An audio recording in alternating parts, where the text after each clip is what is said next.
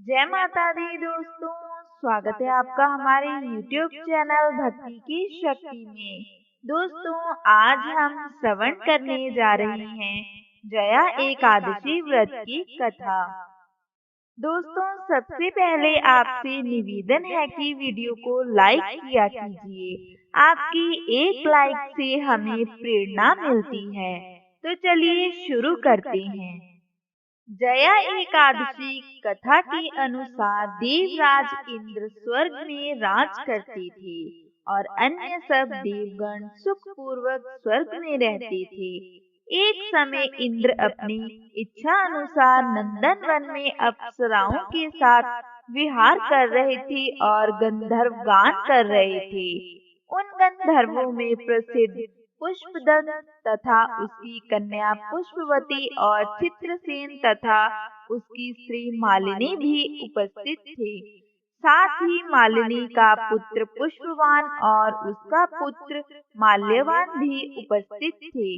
पुष्पवती गंधर्व कन्या माल्यवान को देखकर उस पर मोहित हो गई और माल्यवान पर काम बाण चलाने लगी। उसने अपने रूप लावण्य और हाव भाव से माल्यवान को वश में कर लिया। पुष्पवती अत्यंत सुंदर थी।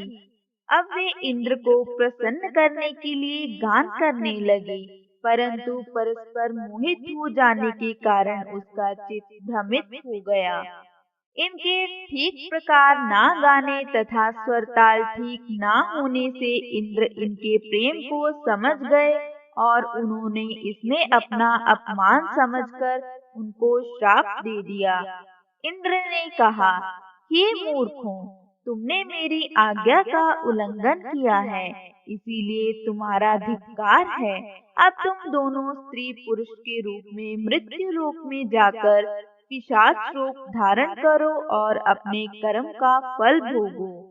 इंद्र का ऐसा श्राप सुनकर वे अत्यंत दुखी हुए और हिमालय पर्वत पर दुख पूर्वक अपना जीवन व्यतीत करने लगे। उन्हें गंध, रस तथा स्पर्श आदि का कुछ भी ज्ञान नहीं था। वहाँ उनको महान दुख मिल रहे थे। उन्हें एक क्षण के लिए भी निद्रा नहीं आती थी। वह जगह अत्यंत शीत थी, इससे उनके रोंगटे खड़े रहते और मारे शीत के दांत बजते रहते। एक दिन पिशाच ने अपनी स्त्री से कहा कि पिछले जन्म में हमने ऐसे कौन से पाप किए थे जिससे हमको यह दुखदाई पिशाच जोनी प्राप्त हुई। इस पिशाच जोनी से तो नरक के दुख सहना ही उत्तम है। अंत हमें किसी प्रकार का पाप नहीं करना चाहिए। इस प्रकार विचार करते हुए वे अपने दिन व्यतीत कर रहे थे। दैव्य युग से तभी माघ मास के शुक्ल पक्ष की जया नामक एकादशी आई। उस दिन उन्होंने कुछ भी भोजन नहीं किया और न कोई पाप कर्म किया, केवल फल फूल खाकर ही दिन व्यतीत किया और सायंकाल के समय महान पीपल के वृक्ष के नीचे बैठ गए। उस समय सूर्य भगवान अस्त हो रहे थे। उस रात को अत्यंत ठंड थी, इस कारण वे दोनों शीत के मारे अति दुखित होकर मृत्यु के समान आपस में चिपटे हुए पड़े रहे।